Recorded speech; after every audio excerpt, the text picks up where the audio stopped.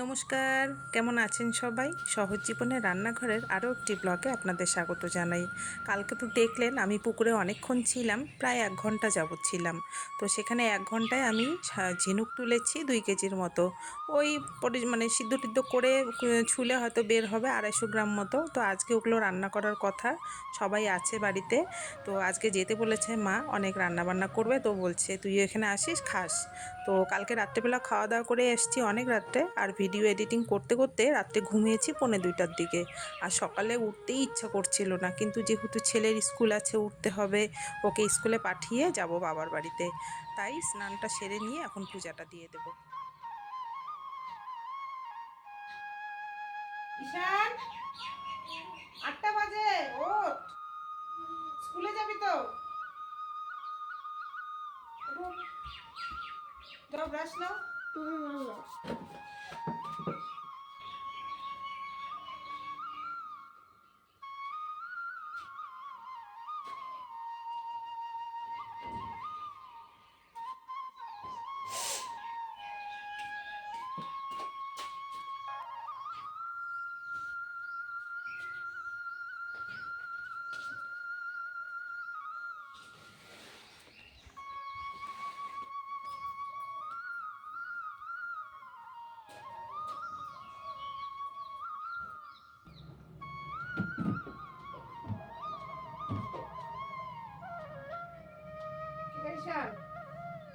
যখন আমার শাশুড়ি ছিল তখন মনে মনে ভাবতাম যে বাড়ির 100% কাজকর্ম সেরে গেলে শাশুড়িরা খুব খুশি হয়। কিন্তু এখন দেখছি শাশুড়ি নেই, তবুও বরের মুখটা ফুলে যায়। সকালবেলা ওর জন্য আমি রুটি করিনি। মানে আমি বলছিলাম যে বাড়িতে তো আজকে ইডলি করবে, তো সেখানে গিয়ে না হয় 10-15 মিনিট লাগবে ইডলিটা বানাতে।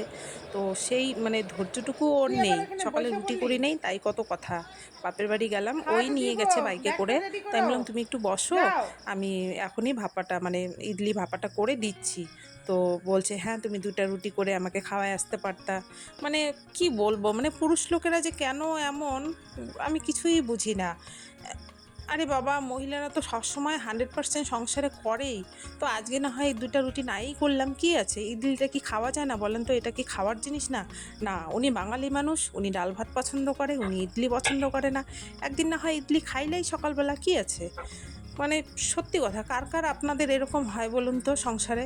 আমার তো এটা বরাবরই, মানে প্রত্যেক দিনেরই কিছু না কিছু একটা ভেজাল থাকবেই সংসারে।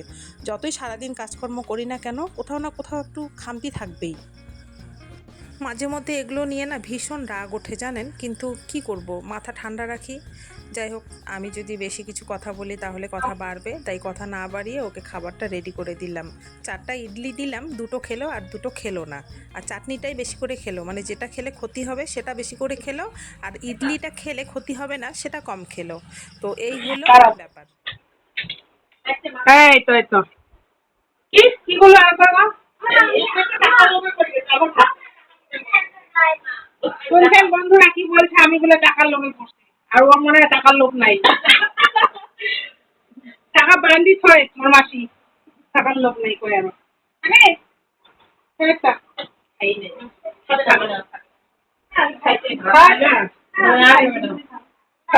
আমার বরের হাতে নাকি সময় নেই, তাড়াতাড়ি খাবার বানিয়ে দাও, দিলাম। আর এখন দেখুন বসে বসে গল্প করছে।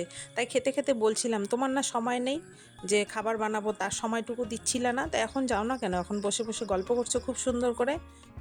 কি কি রান্না হয়েছে? আলু ভাজা, আলু ভাজা, ডালনা, চিকেন, চিকেন। আর ইয়ে ঝিনুকগুলো সিদ্ধ হয়েছে? ঝিনুকগুলো সিদ্ধ করছে? বাড়ি করে দিয়ে মা, ঝিনুকগুলো অনেক বড় বড় তো। এই যে বন্ধুরা, কালকে যে ঝিনুকগুলো তুলছিলাম, ওই ঝিনুকগুলো দেখুন 2 কেজির মতো ঝিনুক হবে না আমার? 2 কেজির মতো হবে না? 2 কেজির মতো ঝিনুক তুলছিলাম।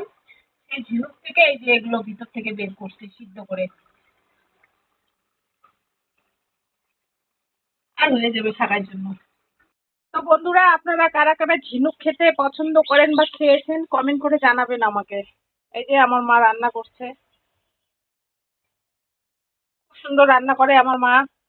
আর উনানে রান্না করতে ভীষণ ভালোবাসে, যতই গ্যাস থাক ওই উনানেই রান্না করবে, উনানেই রান্না করবে। ওই যে বাইরে দুটো এখানে উনান আছে, আবার ঘরে 2টা উনান আছে, মানে উনানে উনান, মানুষ 3-4 জন আর 4টা-5টা উনান, বুঝলেন?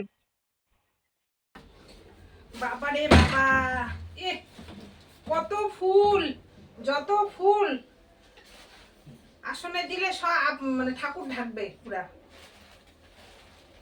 কত ফুল দেখুন, হায় ভগবান।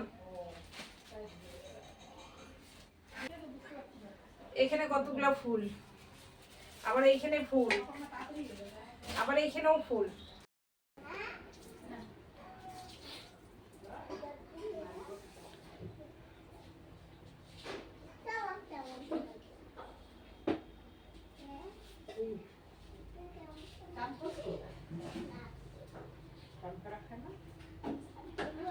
এত ফুল তোলে নাকি মানুষ, মনে একেবারে বড় পূজা।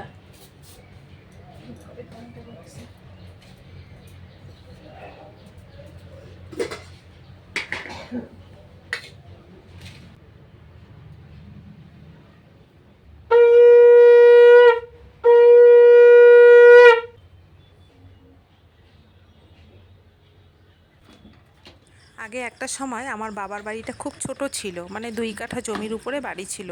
তো 2 কাঠা জমির উপরে বাড়ি, গাছ সেরকম তো ছিল না, ফুল গাছও সেরকম ছিল না। আর সামনের জমিটা বাবা কিনেছে, তো মা সেখানে কিন্তু প্রচুর রকম ফুল গাছ মানে লাগিয়েছে।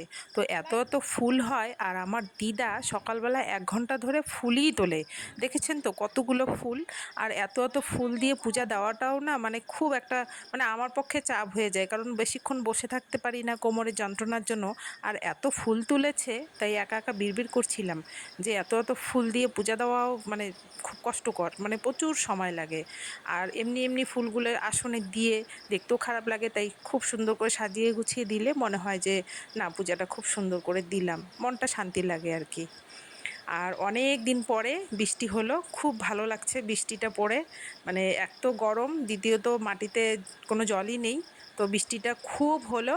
আর আমরা সবাই এখন খেতে বসেছি, সবাই মানে একটা সবাই, মানে কেউ এইদিকে টেবিলে বসেছে, কেউ ওইদিকে টেবিলে বসেছে, কেউ নিচে বসেছে, আর মামি আর আমি খেতে দিচ্ছিলাম। তো খাওয়া দাওয়া করছি গল্প করতে করতে, বৃষ্টিও পড়ছে, খুবই ভালো লাগছে।